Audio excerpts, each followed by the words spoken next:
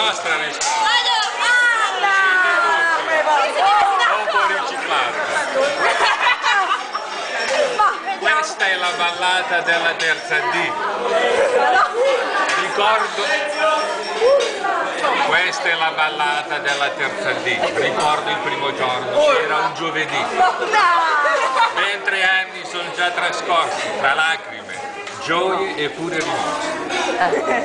Addio vecchia Santa. In fondo la vita è stata bella.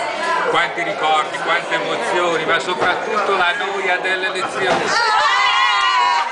Un'esperienza da non dimenticare, storie e facce da incorniciare. 24 alunni, furbi, allegri e un po' matti, c'era qualcuno anche coi piedi piani. E cominciamo da Paolo C. a Dario, sempre in lotta con l'italico vocabolario. Al secondo posto a Duci Francesca se ne veniva a scuola così fresca fresca. Entra e ci sta. Terza Anelli Francesca, visino roseo come una perla. Bravo quel Domenico Balducci, a parte un paio di difettucci. Seguiva Tommaso De Palma, tutti gli mostravamo tanta calma. E c'è l'indimenticabile Adriano Facciano. C'è tipo bizzarro, troppo alla mano. Alla mano nel versione. Poi ce la dovete dare. Al momento.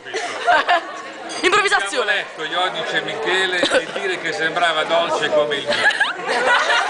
Speriamo bene per Francesco Lotito, così magro, quasi esaurito. Al numero 10 Malcangi Martina, sotto sotto un po' birichino. Un bel tipo Mancino Alberto, sincero, un libro aperto. Che poetessa Alessia Mastri, sembrava l'erede di Giovanni Pasqua.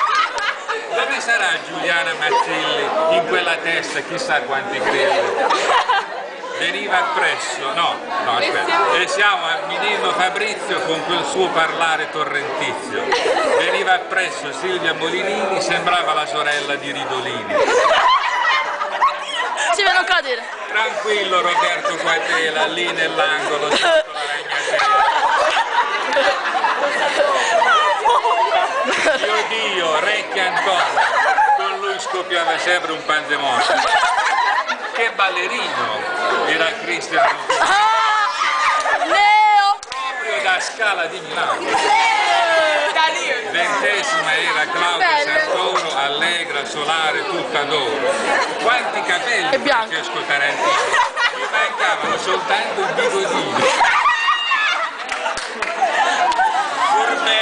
Furbetto Luigi Taricone, ogni tanto ti faceva un bel bidone. La donna Valeria Valente, così sensibile e diligente, chiudeva l'elenco, Zuccaro Ilaria, una sognatrice, la testa per aria.